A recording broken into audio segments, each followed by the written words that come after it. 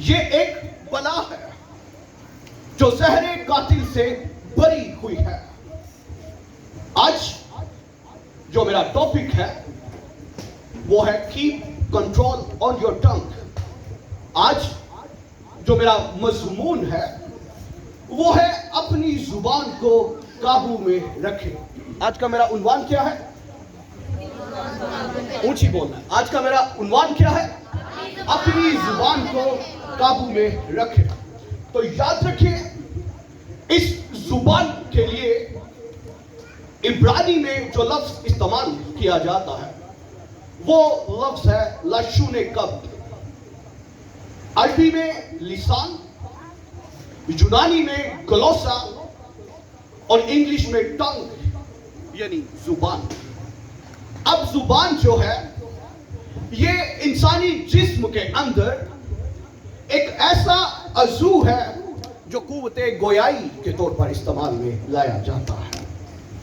قوت گویائی سے میری مراد قوت گویائی کا مطلب ہے ایسے اعضاء جو ہمیں بولنے میں مدد دیتے ہیں. اور یہ لفظ قوت گویائی آپ کو ایوب نبی کی کتاب میں مل جائے گا. یاد رکھیں لب یعنی ہونٹ، منہ، زبان، یہ تمام اعضاء ہمارے جسم کے اندر سخن آرائی کے طور پر استعمال میں لائے جانے والے اعضاء ہیں. اور بائبل مقدس کے اندر ایوب نبی کہتے ہیں کہ میرے لب کبھی نہ راستی کی بات نہ کہیں گے اور نہ ہی میرے ہونٹوں سے کوئی فریب کی بات نکلے گی. اس کا مطلب یہ ہے چرچ کہ ایک ایماندار کے لیے یہ نہایت ضروری ہے کہ وہ اپنے ہونٹوں کو، اپنی زبان کو اپنے قابو میں رکھے. کیونکہ ایک ایماندار کی زندگی اس کے الفاظ سے ہی بنتی، سنورتی اور بگڑتی ہے. اکثر اوقات سننے میں آتا ہے کہ تیرے الفاظ میرے سینے میں چبھتے ہیں. ایسا ہے یا نہیں؟ کچھ لوگ اتنی تلخ باتیں کرتے ہیں کہ ان کی باتوں سے دل چھلنی ہو جاتی. ایک بڑا مشہور محاورہ ہے، آپ میں سے بہت سے لوگوں نے سنا ہوگا کہ الفاظ مار ڈالتے ہیں. اور بائبل مقدس کے مطابق الفاظ کی بہت اہمیت ہے.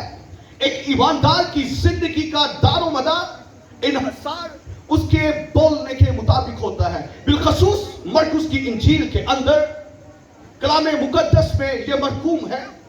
4ویں باب کی 23ویں آیت کو جب ہم بغور دیکھیں تو وہاں پر میرے عزیزوں لکھا ہے کہ اگر تو کہے کہ یہ پہاڑ سمندر میں جا پڑے تو تیرے کہنے کے مطابق تیرے لیے وہ ہوگا جو تو چاہتا ہے.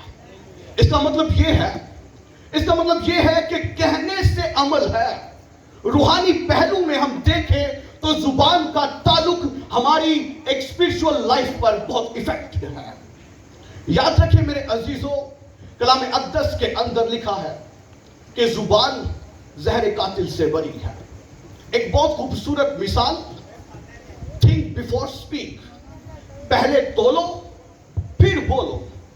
یاد رکھیں میرے عزیزوں اگر ہم زبان کے تعلق سے بائبل مقدس کا مطالعہ کریں تو یہ یعقوب کا خط بک آف جیمز اس کا 3 باب پورا کا پورا زبان کے تعلق سے ہے. بائبل مقدس ہمیں بتاتی ہے کہ اس جسم کے اندر زبان ایک شرارت کا عالم ہے. زبان ایک ایسی چنگاری ہے جو پورے جنگل کو تباہ کر دیتی ہے، جلا دیتی ہے. اور یاد رکھیں میرے عزیزوں بائبل مقدس کے مطابق بائبل کا خدا آپ سے اور مجھ سے چاہتا ہے کہ آج ہم اپنی زبان کو اپنے قابو میں رکھیں. ایسے الفاظ ان سے ادا نہ کیے جائیں جن سے دوسروں کی دل آزاری ہو. ایسی باتیں نہ کی جائیں جس سے آپ خدا کی حضوری سے دور کیے جائیں، بلکہ آپ کی گفتگو، آپ کی زبان سے نکلنے والا ایک ایک لفظ آپ کی زندگی کے لیے اور دوسروں کی زندگی کے لیے برکت کا سبب ٹھہرنا چاہیے. اگر متفق ہے تو بول دیں ہاللویا. پھر بول دیں ہاللویا. ایک بار پھر ہاللویا. یاد رکھیں ایک علماء کرام کا قول ہے، وہ کہتے ہیں کہ ہمارے پاس ایک موقع ہوتا ہے کہ ہم اگر ہمارا رویہ مختلف ہے, اگر ہم غصے میں ہیں, تو ہمارے پاس موقع ہوتا ہے کہ ہم اپنے اس رویے کو بدل سکتے ہیں. لیکن ہم نے اپنے اس رویے میں اپنے الفاظوں کو لے کر نہیں آنا, کیونکہ ہمارے پاس وہ موقع تو ہوتا ہے کہ ہم اپنے رویے کو بدل سکیں, لیکن ہمارے پاس موقع نہیں ہوتا کہ ہم اپنے کہے ہوئے الفاظوں کو ریپلیس کر سکیں, ان کو واپس اپنے منہ کے اندر لے کر جا سکیں. یاد رکھیں, don't mix bad word with your bad attitude.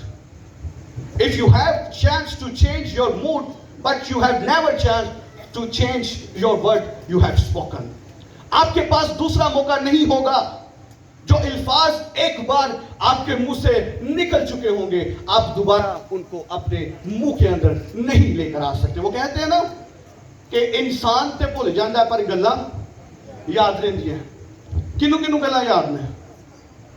کسی نے باتیں کی ہوں, کسی کو یاد؟ I would see your hands. آپ یاد دیکھنا چاہتے ہیں. کسی نے تلخ لہجے سے گال کی ہوئے, کسی نے باتوں سے آپ کا قتل کیا ہو. کتنے لوگ ہیں یہاں پر؟ میں ان کے ہاتھ دیکھنا چاہتا ہوں. گلاں ہوندیاں نے, ہاں, لیکن ہم پبلکلی بتانا نہیں چاہتے. ہمارے اندر ڈر ہے. آج کے لوگ, بالخصوص آج کی خواتین, ذرا ڈرپوک ہیں, وہ فیلٹ ہارٹڈ ہیں, وہ بولنے سے ڈرتی ہیں, گھبراتی ہیں. لیکن یہ بات بہت صحیح ہے, اور یہ جو الفاظ ہیں یہ ہمارے اندر گھر کر جاتے ہیں. ہاں, آج 3 باتیں میں آپ تک پہنچانا چاہتا ہوں. کتنی باتیں؟ پیچھے سے میرے بھائی, کتنی باتیں؟ بائبل مقدس میں سے ہم نے تلاوت کیا, اور آیت مقدس میں ہمارے لیے خدا کے خادم نے پڑھا کہ زبان کو کوئی بھی آدمی اپنے قابو میں نہیں کر سکتا. اور پھر آگے ہی لکھا ہے کہ زبان ایک کیا ہے جی؟ بلا ہے. اور پہلی بات ہم کریں گے کہ زبان ایک, بولیے گا, ایک بلا ہے. پہلی بات کیا ہے؟ زبان ایک. ابھی تو حوالہ تلاوت کیا گیا ہم سب کے لیے. زبان کیا ہے جی؟ زور سے بولیے گا, زبان کیا ہے؟ زور دی, اور زور دی بولو. زبان کیا ہے؟ زبان ایک بلا ہے. اب یہ کون سی بلا ہے؟ زبان ایک بلا ہے, اس لیے اس کو قابو میں رکھنا نہایت ضروری ہے. آج کی پہلی جو بات ہے, جو پہلی سٹیٹمنٹ ہے کہ زبان ایک کیا ہے, اس لیے اس پر قابو رکھنا نہایت ضروری ہے. یاد رکھیں میرے عزیزوں, زبان ایک وہ بلا ہے جو بھائی کو بھائی سے جدا کر دیتی ہے. زبان ایک وہ بلا ہے جو گھرانوں میں آگ لگا دیتی ہے. زبان ایک وہ بلا ہے جو ازدواج کو تباہ و برباد کر دیتی ہے. زبان ایک وہ بلا ہے جو ہنستے بستے شہروں کو تباہ کر دیتی ہے. وہ ایک بڑا مشہور محاورہ ہے, فیس بک پہ میں نے دیکھا تھا, اس کو پڑھا تھا اور میرے ذہن میں آ گیا. لکھا ہے کہ زبان میں ہڈی نہیں ہوتی. ہاں, کیا خیال ہے اینڈر صاحب؟ زبان میں ہڈی نہیں ہوتی, لیکن یہ ہڈیاں ضرور تڑوا دیتی ہیں. اسی طرح کا ایک واقعہ جو ایک تلخ حقیقت ہے, کلام اقدس کے اندر ہمیں ملتا ہے. پرانے عہد نامہ کا جب ہم مطالعہ کرتے ہیں, بک آف گنتی کی کتاب بک آف نمبرز کے اندر اس کا 12واں باب, جب ہم پرانے عہد نامہ میں جاتے ہیں تو اپنی نگاہ کو وہاں پر لگاتے ہیں, تو بائبل مقدس میں گنتی کی کتاب اس کے 12ویں باب کے اندر ایک بڑی خوبصورت اگزامپل ہمیں ملتی ہے. وہاں پر لکھا گیا ہے کہ 3 بھائی بہن, کتنے بھائی بہن؟ موسیٰ, ہارون, اور ایک بہن ان کی, کیا نام تھا اس کا؟ مریم. اب موسیٰ نے ایک کوشی عورت کے ساتھ بیاہ کر لیا. اور یاد رکھیں, یہ جو کوشی عورت ہے یہ کوش سے تعلق رکھنے والی تھی. اور کوشی عورت کا مطلب ہے جدھر رنگ سانولا ہو, سیاہ فام. حبشی عورت سادہ الفاظوں میں. اب موسیٰ نے جب ایک کوشی عورت کو بیاہ لیا, جب یہ کیا کر رہے ہو؟ ہاللویا۔ موسیٰ نے جب ایک کوشی عورت کو بیاہ لیا تو اس کی بہن مریم نے اس بات کا غصہ کیا۔ آپ ضرور اس حوالہ کو گھر جا کر تلاوت کریے گا، پڑھیے گا اس کو۔ وہاں پر لکھا ہے کہ مریم موسیٰ پر گڑگڑانے لگی۔ مریم، ہو سکتا ہے آج کل کے نوجوان، آج کل کی بہنیں یا بھائی، اگر کسی بہن کا کوئی بھائی بہت خوبصورت ہو، نوجوان ہو، اچھا خاصا دکھتا ہو، اگر وہ کسی حبشی عورت سے شادی کر لے تو بہنوں آپ کا ریئیکٹ کیا ہوگا اپنے بھائی کے لیے؟ کیا خیال ہے؟ مجھے، آپ میرے ساتھ ہیں؟ اگر میرے ساتھ ہیں تو پھر تالیاں بجائیں زوردار۔ ہم مل کر سیکھیں گے۔ ہم کیا کریں گے؟ مل کر آپ نے جواب دینا، جب میں پوچھوں گا آپ نے مجھے آنسر کرنا ہے۔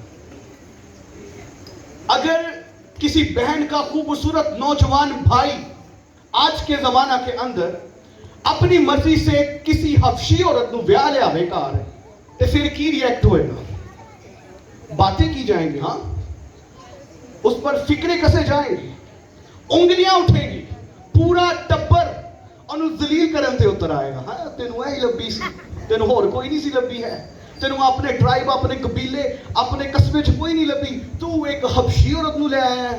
تب بھی ایسی سرگوشی شروع ہو گئی تھی۔ تب بھی مریم موسیٰ کے لیے اپنی زبان سے شاید کچھ ایسے الفاظ استعمال میں لے کر آتی ہو، لیکن یاد رکھیں موسیٰ مرد خدا تھا، موسیٰ خدا کا ممسو تھا۔ اب خدا بادل بن کر مریم پر چھاتا ہے اور مریم سے کلام کرتا ہے، مریم سے کہتا ہے، اے مریم، کیا جس کے ساتھ میں خواب اور رویا میں ہم کلام ہوتا ہوں، کیا وہ میرا خادم نہیں؟ مریم کہنے لگی، ہاں مالک، اگر تو کسی سے بات کرے، ہم کلام ہو، تو وہ تیرا خادم ہے۔ تو پھر خداوند یہوہ پاک خدا جو بادل بن کر مریم پر چھاتا ہے، وہ کہتا ہے کہ پھر موسیٰ تو وہ ہے جس کے ساتھ میں ڈائریکٹ کلام کرتا ہوں، موسیٰ تو وہ ہے جس کے ساتھ میں ڈائریکٹ ملاقات کرتا ہوں، موسیٰ تو وہ ہے جس کے ساتھ میں کسی خلوت خانے میں نہیں بلکہ پوشیدگی میں اس کے ساتھ اس کو نظر آ کر اس سے ہم کلام ہوتا ہے۔ اگر متفق ہے تو بول دے ہاللیلویا، پھر بول دے ہاللیلویا، ایک بار پھر ہاللیلویا۔ یاد رکھیں میرے عزیزوں، مریم سے جب یہ بات کی گئی تو مریم نے اپنی غلطی کو ایکسپٹ کیا، لیکن مریم 7 دن کے لیے ناپاک کی گئی۔ خدا نے مریم کا پورا بدن کوڑ کے ساتھ بھر دیا اور 7 دن وہ خیمہ اجتماع سے باہر رہی۔ اب موسیٰ تو وہ ایک ہستی جس کے وسیلہ سے قوم بنی اسرائیل مصر کی غلامی سے باہر آئے، اور موسیٰ وہ بندہ تھا، وہ لیڈر تھا کہ جس کے ساتھ ہم کلام ہونے کے لیے خدا اترتا تھا، وہ پہاڑ پہ اترتا تھا آگ کی صورت میں۔ جاڑی میں جب آگ لگائی تھی، موسیٰ کو دکھائی دی، اس کا مطلب ہے کہ خدا موسیٰ کو آگ کی مانند دکھائی دیتا تھا، اور جب وہ مصر کی غلامی سے نکلے تب بھی رات کے وقت آگ کا ستون بن کر اس کے ساتھ ساتھ رہتا تھا، اور رات کے وقت آگ کا ستون اور دن کو بادل کا ستون بن کر اپنے لوگوں کے ساتھ ساتھ چلتا تھا۔ اور یاد رکھیں، جب جب خدا اپنے لوگوں سے گفتگو کرنے کے لیے اترا ہے، ان سے ملنے کے لیے اترا ہے، ان سے بات کرنے کے لیے اترا ہے، تب تب اس کے لوگ پکارتے رہے ہیں اور اس کو اترنا پڑا ہے۔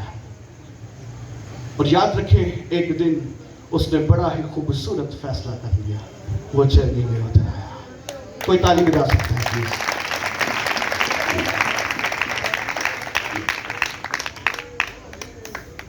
اب یہ مریم جو کوڑ سے بھر گئی تھی اور اس کے ساتھ اس کا بھائی ہارون بھی، اب ہارون بھاگا وہاں سے، ہاں ہارون وہاں سے بھاگا اور جا کر موسیٰ کے قدموں میں گر گیا اور اس سے معافی مانگنا شروع کر دی۔ یاد رکھیں، اس لیے ضروری ہے کہ ہم اپنے الفاظوں کا استعمال بہت ہی سوچ سمجھ کر کریں۔ یہ لفظ جو ہیں بہت اہمیت کے حامل ہیں، سارے بولے ہاللیلویا، پھر بولے ہاللیلویا۔ دوسری سٹیٹمنٹ، زبان कभी रुकती नहीं। जुबान क्या जी? इसलिए इसको काबू में रखना नहायत जरूरी है। पहली बात हमने क्या जानी कि जुबान एक बला है। अच्छा, कभी किसी ने बला देखी है? हाँ, नहीं देखी? कौन कौन तुझे देखना चाहता है? चो बला हाथ से खड़ा करो, डरियो ना, कोई ड्रोनी बला नहीं मावांगा, अच्छी बला मावा। कौन कौन बला देखना चाहता है? आज ही अपने घर में जाएं और आईने के सामने खड़े होकर अपनी जुबान को बाहर निकाल कर देखिए, क्योंकि कलाम अक़दस के अंदर यकूब का खत उसका 3 बाब और 8वीं आयत में हमें ये मिलता है कि जुबान क्या है? बला है। अपने लिए जोरदार ताली। दूसरी बात हम सीखेंगे कि जुबान कभी नहीं रुकती। जुबान को इसलिए काबू में रखना नहायत जरूरी है। याद रखें, वाकई में जुबान पर काबू रखना नहायत मुश्किल बात है। जाने अनजाने हमसे कुछ ऐसी बातें हो जाती हैं। कलाम अक़दस के अंदर लिखा है कि मुबारक है वो जो जाने अनजाने में खता नहीं करता, जो बातों से खता नहीं करता। और याद रखें मेरे अजीजों, ये जुबान फिसलने में देर नहीं करती। जब बारिश होती है तो बारिश के बाद का मंजर कैसा होता है? बारिश के बाद इर्द गिर्द की जगह गीली हो जाती है। हो सकता है अगर ज्यादा बारिश हो तो कीचड़ भी हो जाता है। ऐसा है कि नहीं? बोल रहे करो तुसी। जब बारिश ज्यादा होती है तो ज्यादा पानी जमा हो जाता है ना, तो फिर कोई बड़े से बड़ा पहलवान भी क्यों ना हो, उसको भी फिसलने में टाइम नहीं लगता।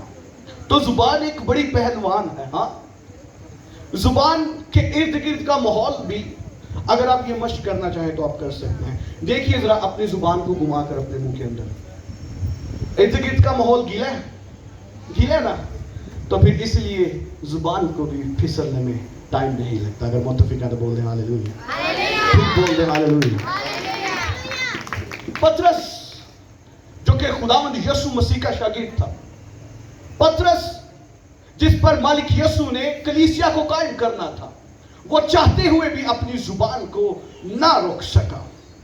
और मालिक यीशु ने जब उस बात का जिक्र किया जो नबूवती तौर पर यशायाह नबी के सहीफे में लिखी गई थी, मालिक यीशु ने अपने शागिर्दों के पास ये बात की, अपनी जुबान से इस बात को, उस नबूवत को दोहराया कि लिखा है कि चरवाहे को मैं मारूंगा और भेड़ें क्या हो जाएगी? भाई साहब बोलिए, भेड़ें क्या होंगी? बड़ा गंदा हो जाएगी। अब पतरस चिल्ला उठा और बोला कि मालिक, मैं तेरे सबब से ठोकर नहीं खाऊंगा, हता कि मुझे तेरे लिए जान भी देनी पड़े तो मैं पीछे नहीं हटूंगा।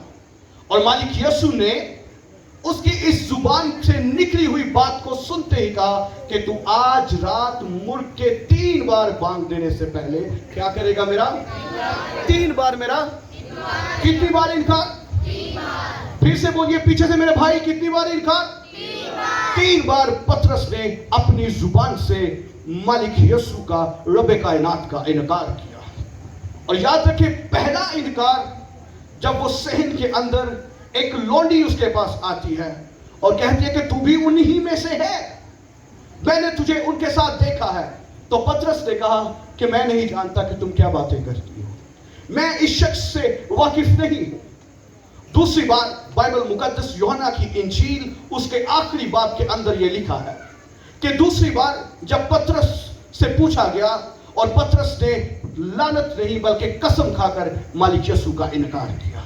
और तीसरी बार फिर से पूछा गया और फिर पतरस ने रब कायनात पर लानत करके उसका इनकार किया। अब सवाल यहां ये उठता है चर्च, सवाल यहां ये पैदा होता है कि पतरस ने मालिक का इनकार किया, 1 बार नहीं, 2 बार नहीं, कितनी बार? 3 बार उसने रब कायनात का इनकार किया और तीसरी बार तो लानत करके अपने मालिक यीशु का इनकार कर डाला। फिर भी खुदा ने उसे कहा you are the rock, you are the, कि तू एक चट्टान है, तुझ पर मैं कलीसिया को कायम करूंगा। लेकिन याद रखें, हमारा जो मजबूत चट्टान है वो यीशु मसीह है। He is the strong rock, वो मजबूत चट्टान है। आए मालिक यीशु के लिए हम जोरदार ताली बजाएं। अब पतरस ने 3 बार इनकार किया, लेकिन मालिक यीशु ने उसके अंदर एक खिदमत रखी हुई थी। कलीसिया उस पर कायम की थी। इससे कबल कि वो कलीसिया का पासबान ठहराया जाता, इससे कबल कि उसके सुपुर्द पासबानी खिदमत सौंपी जाती, जिस तरह उसने अपनी जुबान से 3 बार इनकार किया था, ठीक इसी तरह उसकी जुबान से 3 बार मालिक यीशु का इकरार भी नहायत जरूरी था। किस किस को पता है इस वाक्य का? इनकार कितनी दफा किया और इकरार कितनी दफा हुआ? वो भी 3 बार। जब पतरस किश्ती के अंदर सवार था, सही लफ्ज किश्ती है, हम कश्ती कश्ती कहते हैं, सही लफ्ज किश्ती है। पतरस किश्ती के अंदर था और मालिक उन पर जाहिर हुए। पहला इकरार, मालिक ने कहा, ऐ पतरस, क्या तू मुझसे मोहब्बत रखता है? तो पतरस का आंसर, हाँ मालिक, मैं तुझे अजीज रखता हूं। दूसरी बार इकरार किया गया, ऐ पतरस, क्या तू मुझसे मोहब्बत रखता है? तो पतरस का जवाब, हाँ मालिक, मैं तुझसे मोहब्बत रखता हूं। तीसरी बार फिर पूछा गया, ऐ पतरस, क्या तू मुझसे मोहब्बत रखता है?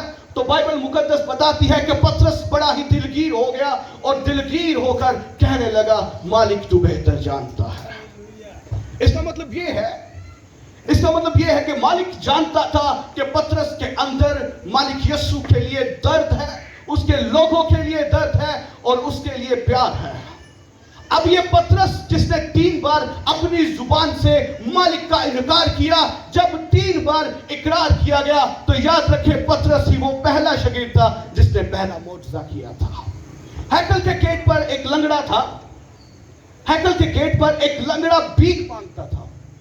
यूहन्ना के साथ यह उस राह पर से गुजर रहा था और वहां पर एक भिखारी जो हैकल के गेट पर पड़ा रहता था, और वो शख्स आते जाते हुए हर एक लोगों से, हर एक शख्स से वो कुछ ना कुछ हासिल करने की उम्मीद में उस गेट के पास ही बैठा रहता था। मुद्दे मुदीद से वो एक मांगने वाला शख्स था और कलाम अक़दस के अंदर लिखा है कि वो खूबसूरत गेट, जिसका नाम ही खूबसूरत था, वो उस दरवाजे पर बैठा लोगों से कुछ मिलने की उम्मीद में था। लेकिन एक दिन वो शख्स जिसने मालिक का 3 बार इनकार किया और फिर 3 बार इकरार करने के बाद पहला मौजज़ा पतरस ने किया, और पतरस और यूहन्ना उस शख्स, उस भिखारी के पास जाते हैं और जाकर उससे कहते हैं कि क्या तुझे कुछ चाहिए? वो कहता है, हो सकता है आजकल के लोग खुदा के नाम से भीख मांगते हैं, हो सकता है वो जिस खुदा को मानता हो, जिसकी पैरोकारी, जिसकी ताबेदारी में चलता हो सकता है उस लंगड़े शख्स ने उसी खुदा के नाम से कुछ ना कुछ उनसे मांगा हो, अपनी झोली को फैलाया हो। लेकिन पतरस ने बड़ी खूबसूरती के साथ जवाब दिया और कहा, सोना और चांदी तो मेरे पास नहीं है, जो मेरे पास है वो मैं तुम्हें दिए देता हूं। उठ, यीशु मसीह के नाम में उठ और चलता फिरता। और याद रखें, वो लंगड़ा जो मुद्दे मदीद से एक लंबे अरसा से उस खूबसूरत गेट पर पड़ा रहता था, जब उसने मालिक यीशु के नाम से चलना शुरू किया, तो कलाम अक़दस की सच्चाइयों के मुताबिक हम पर रोशनी पड़ती है कि वो शख्स उठा, उछला और कूदता हुआ हैकल के अंदर दाखिल हुआ और अपनी जुबान से मालिक यीशु की तारीफ करना शुरू हो गया। इसलिए मेरे अजीजों, पतरस का इकरार उसको इस तरफ लेकर आया कि वो पहला मोजज़ा मालिक यीशु के नाम में शागिर्दों में से कर सके। और फिर पतरस ही वो शागिर्द था جس نے پہلا واز کیا تھا جب 16 ملکوں کے لوگ وہاں پر آئے ہوئے تھے، اور جب روح القدس کا نزول ہوا تھا اور اس نے جب واز کیا تو 120 کی جماعت میں کتنے لوگ شامل ہوئے؟ کتنے لوگ؟ 3000 کے قریب لوگ پاک جماعت میں شامل ہو گئے۔ آج ہمارا کلام، ہماری گفتگو یا پھر ہمارے منہ سے نکلنے والے الفاظ ایسے ہونے چاہیے جو ہمیں تنہا نہیں بلکہ دوسروں کو بھی ہمارے ساتھ جوڑتے چاہیے۔ کیا خیال ہے؟ آج ہمارے الفاظ ایسے ہونے چاہیے جو دلوں کو توڑے نہیں بلکہ دلوں کو مو لینے کے لیے۔ یاد رکھیں، تیسری اور آخری بات، پہلی بات ہم نے دیکھی زبان کیا ہے؟ اونچی بولیے گا، زبان کیا ہے؟ پیچھے سے میرے بھائی بولیں گے زبان کیا ہے؟ اونچی بولو ذرا، بلا ہے۔ دوسری بات، زبان کبھی رکتی نہیں۔ تیسری اور آخری سٹیٹمنٹ، یہ زہر قاتل سے بری ہوئی ہے۔ پوائزن، کسی کو پتا ہے زہر کیا ہوتا ہے؟ زہر تھوڑی مقدار میں ہو یا پھر زیادہ میں، یہ کسی کو قتل کرنے، مار ڈالنے کے لیے کافی ہے۔ اور بائبل مقدس کے اندر لکھا ہے کہ زبان زہر قاتل سے بری ہوئی ہے، اس لیے اس کو قابو میں رکھنا نہایت ضروری ہے۔ یاد رکھیں میرے عزیزوں، ایک بڑی خوبصورت بات، ایک موٹیویشنل سپیکر ہیں سونو شرما، انڈین ہے۔ کچھ دن پہلے میں ان کی ایک ریکارڈنگ کو سن رہا تھا تو انہوں نے بڑی خوبصورت ایک بات کی۔ ایک شخص جس کو سزائے موت کا حکم ہو چکا تھا، کیا ہو چکا تھا بولیے گا؟ سزائے موت کا حکم ہو چکا تھا، اور وہ شخص موت کے قریب تھا۔ چند دنوں بعد اس کو موت یعنی پھانسی کی سزا دی جانے والی تھی، لیکن اس جیل کا جو جیلر تھا وہ اس شخص کے پاس جاتا ہے اور اسے کہتا ہے کہ اگر ہم تجھے پھانسی دیں گے تو تیری یہ گردن کی ہڈی ٹوٹے گی اور تو تڑپ تڑپ کر مر جائے گا، لیکن چوائس از یورز۔ ہمارے پاس ایک دوسرا طریقہ بھی ہے، ایک بہت ہی زہریلا سانپ جو ہمارے پاس ہے۔ اگر تو چاہے تو وہ تجھ کو ڈسے گا، تو ایک سیکنڈ کے اندر مر جائے گا، تکلیف بھی ذرا سی بھی نہ ہوگی۔ اب وہ اس بات کے بارے میں سوچنا شروع کرتا ہے اور وہ کہتا ہے کہ مرنا تو میں نے ہے، ہاں موت تے میری لازم ہے، پاویں تڑف تڑف کے مرا تے پاویں رام نہ مرا، تے پھر کیوں نہ میں پھر سب کو ڈسوالا تے پھر رام نال ہی مر جاؤں۔ اب ہر کوئی آسانی کی موت چاہتا نا، نہ کہ تڑف تڑف کے۔ ایسا ہے کہ نہیں چرچ شاید بولتا نہیں، چرچ ایسا ہے کہ نہیں؟ اچھی بولو، پھر خدا نے زبان دیتی ہے، میں کنا بولنا پیا ہوں، پھر تسی کیوں نہیں بولتے پہ؟ آؤ ذرا زوردار نعرہ لائیے، ذرا ہوش پڑیے۔ ہالےلویا، ہالےلویا، ہالےلویا، ہالےلویا، ہالےلویا۔ اینو تسی زوردار نعرہ کہندے ہو۔ ہمارا خدا زور کا خدا ہے اور وہ زور آور خدا ہے۔ ہمارا خدا کیا ہے؟ زور آور خدا ہے۔ تے پھر جڑا زور آور ہوئے تے وہ دے لیے بھی پھر زور لازمی ہوتا ہے۔ خدا نے ہمیں قوت دی ہے، توانائی دی ہے، بالخصوص اس نے اس قابل کیا کہ آج شام ہم اس جگہ پر اس کی حضوری میں جمع ہیں۔ ہم اس بات کی شکر گزاری کرتے ہیں کہ اس نے ہمیں یہاں پر بلایا ہے تاکہ اس کی کلام کی سچائیوں سے ہم پڑھ سکیں۔ اچھا، ایک بات میں چلتے چلتے کرنا چاہتا ہوں۔ ساڈا خدا کون ہے؟ یہودا دے قبیلے دا۔ سارا کچھ تسی دسو، آپ سے پوچھ رہا ہوں، ہمارا خدا یہودا کے قبیلے کا کیا ہے؟ پچھو آواز آئی بھائیاں دی اللہ کے ہے بھی کوئی 20-25 نے۔ یہودا کے قبیلے کا کیا ہے وہ؟ اگر وہ یہودا کے قبیلے کا ببر ہے تو پھر ہم کون ہیں؟ اس کے چنے ہوئے لوگ، اس کے برگزیدہ لوگ، بلائے ہوئے لوگ، الگ کیے ہوئے لوگ، اور ہم کو یہ مقدس رشتہ اس نے سونپا ہے کہ ہم ہر طرح کا ریلیشن اس کے ساتھ رکھتے ہیں. وہ ہمارا بھائی ہے. اگر ہم اس کے بہن بھائی ہیں، اگر وہ یہودا کے قبیلے کا ببر ہے، تو پھر ساڈا نعرہ ہاللویا. ہاں کیا خیال ہے؟ کیا خیال ہے؟ ہمارا نعرہ یہ ہونا چاہیے. بلکہ ہم یہودا کے قبیلے کے ببر کو ماننے والے لوگ ہیں. اور ببر جدوں جنگل دے وچ دھاڑتا ہے نا، پتہ کی ہوندا ہے؟ جب شیر جنگل کے اندر دھاڑتا ہے تو گدڑ گدڑ وہ ہرنیاں اور جڑے کوئی لگڑے بگڑے ہوندے نا، لگڑ بگڑ جانور، سمجھتے ہو نا آپ لگڑ بگڑ، وہ سب کے سب چھپ جاتے ہیں. وہ سب کے سب پناہ مانگتے ہیں، بھاگتے ہیں کہ کہیں ببر آ کر ہم پر حملہ نہ کرتے، ہمیں پکڑ نہ لے اور ہم اس کے منہ کا نوالا نہ بن جائے.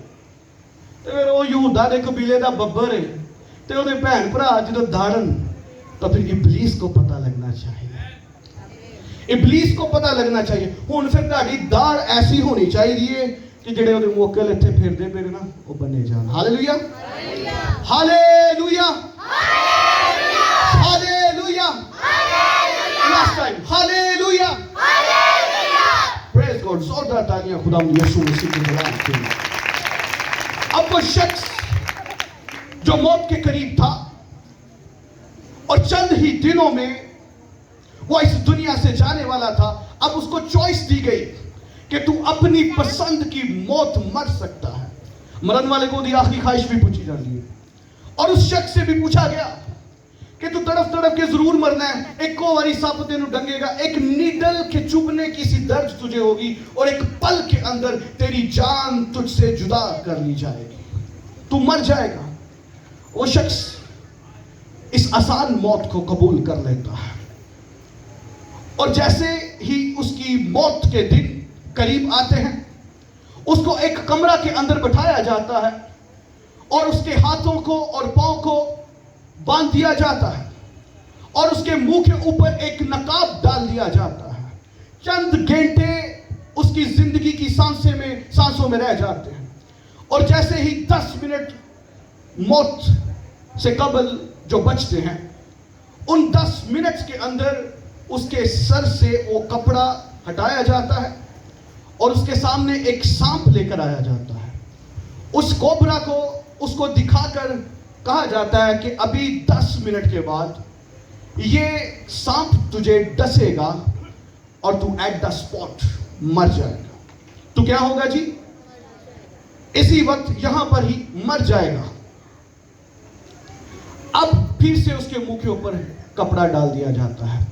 اور یاد رکھیں میرے عزیزوں، وہ جو 10 منٹ اس کی زندگی کے باقی ہوتے ہیں، وہ سوچنا شروع کر دیتا ہے. اور سوچتے سوچتے سوچتے سوچتے اب سوچ کیا ہے کہ میں صرف 10 منٹ کا مہمان ہوں اس دنیا میں. 10 منٹ کے بعد ایک زہریلا سانپ میرے پاس لایا جائے گا اور وہ مجھے ڈسے گا، نیڈل کے چبھنے کی سی درد ہوگی اور میں اس دنیا سے رحلت کر جاؤں گا. میں موت کی نیند سو جاؤں گا.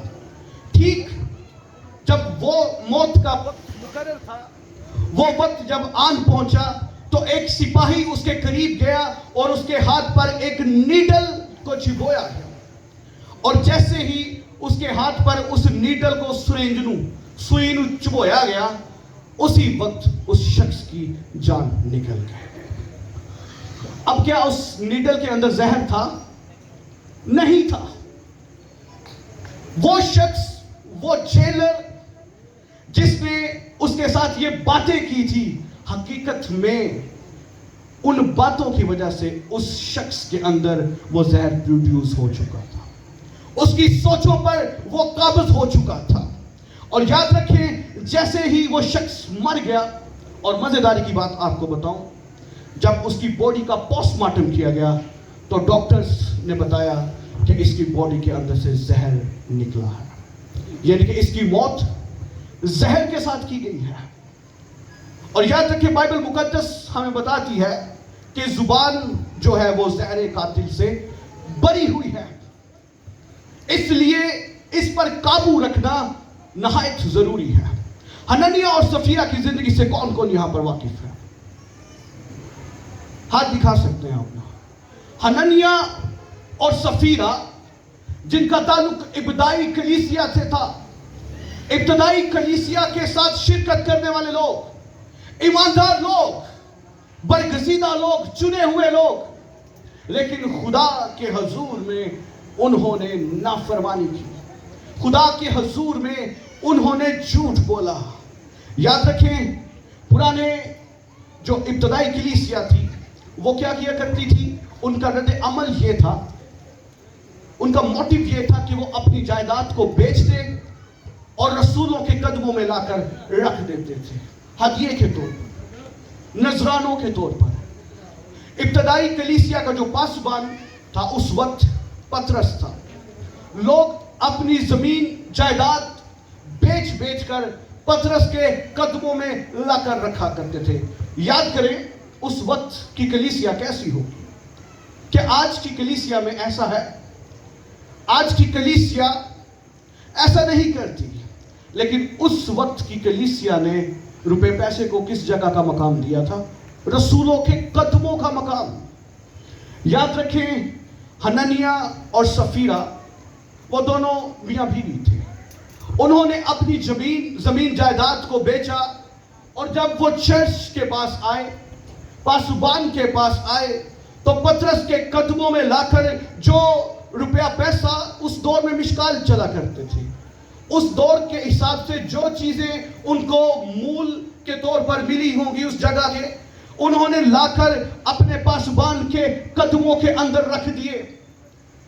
और खुदा के रूह से माबूर, खुदा का खादिम पतरस हनन्याह से कहता है, क्या हनन्याह जमीन इतने को ही बिकी थी? और उसने कहा, हाँ मालिक, जमीन इतने को ही बिकी थी। और जैसे ही हनन्याह खुदा की हजूरी में झूठ बोलता है, हनन्याह की जान उससे ली जाती है।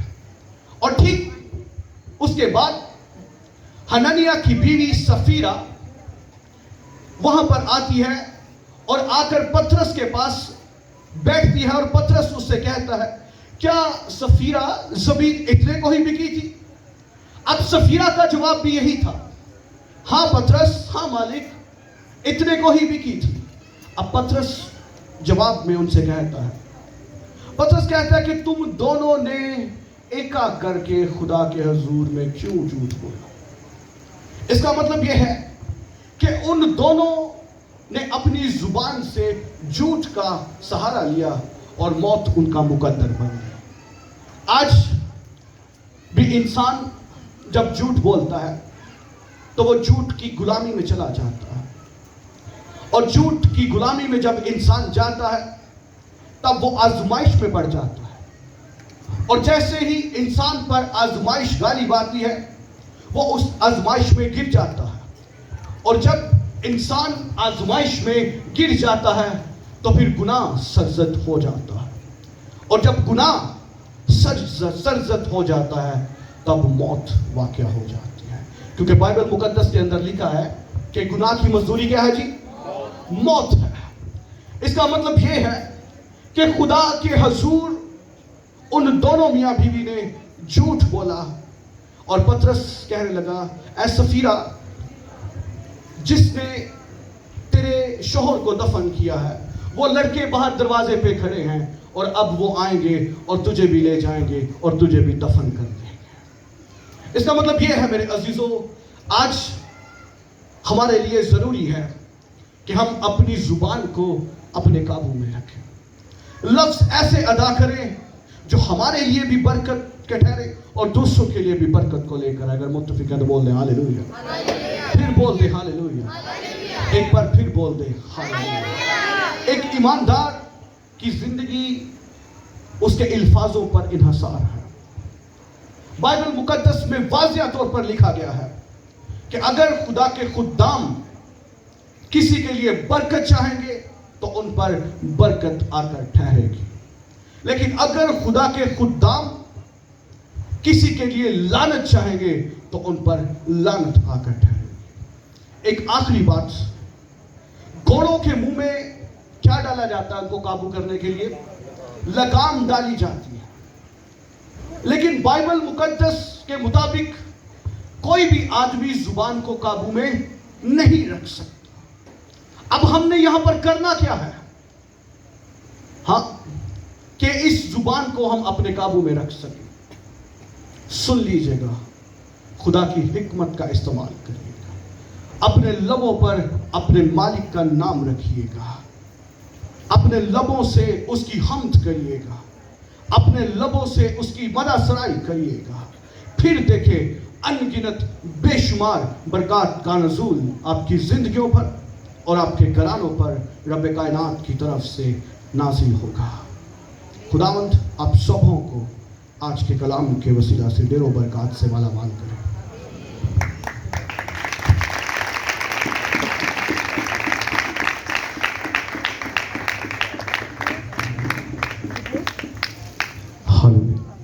آئے ہم اپنی آنکھوں کو بند کریں گے، سروں کو جھکائیں۔